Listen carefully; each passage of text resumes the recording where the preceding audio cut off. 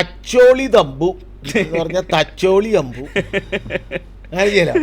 ആ പിന്നെ എന്താ അബരിമല ശയ്യപ്പൻ, ശബരിമല അയ്യപ്പൻ, അരുവായൂർ ഗുപ്പൻ, ഗുരുവായൂരപ്പൻ.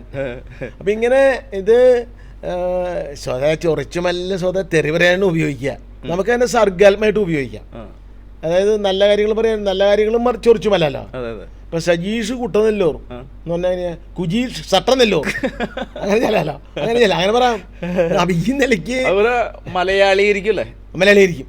അതിനൊരു ഗ്രാമറൊക്കെ ഉണ്ട്. ഇപ്പൊ ചിലത് നമ്മൾ തിരിച്ചു മറിച്ച് നീട്ട് അങ്ങനെ അങ്ങനെയുള്ള കാര്യങ്ങൾ ചെയ്യാൻ സാധിക്കും. ഇപ്പൊ നമ്മളിപ്പോ ഇന്ത്യൻ കോഫി ഹൗസ്, അത് ഭാരതീയ കാപ്പി വീട്.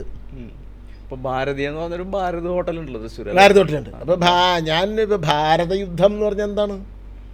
കൗരവന്മാരെ വേണ്ട അങ്ങനെ ഒരു യുദ്ധം ഉണ്ടായിട്ടൊന്നും മുക്കുവായ നമ്മുടെ ഇവിടെ ഐരസത്തുള്ള ചോദിക്കും. ഭാരത യുദ്ധം എന്ന് പറഞ്ഞാൽ തൃശ്ശൂര് ഭാരത് ഹോട്ടലിൽ ഉച്ചയ്ക്ക് ഊണിന് ഭയങ്കര തിരക്കാ.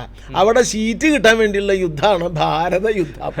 അതെ, ഇങ്ങനെ ഇത് തർജ്ജമയ്ക്ക് നമ്മൾ ട്രാൻസ്ലേഷൻ ആണല്ലോ, ഇത് ട്രാൻസ്ലേഷനി എന്നാണ്. ഏഷണി കൂട്ടിയിട്ട് അതായത് ഇതിനെ ഈ വാക്കിനെ യഥാർത്ഥ മീനിങ്ങിനെ മാറ്റി വേറെ അർത്ഥം കൊടുക്കുമ്പോഴാണല്ലോ ഹ്യൂമർ ഉണ്ടാവുക. അത്രേ ഉള്ളൂ. അത് അതിൻ്റെ ഒരു സങ്കേതമാണ്.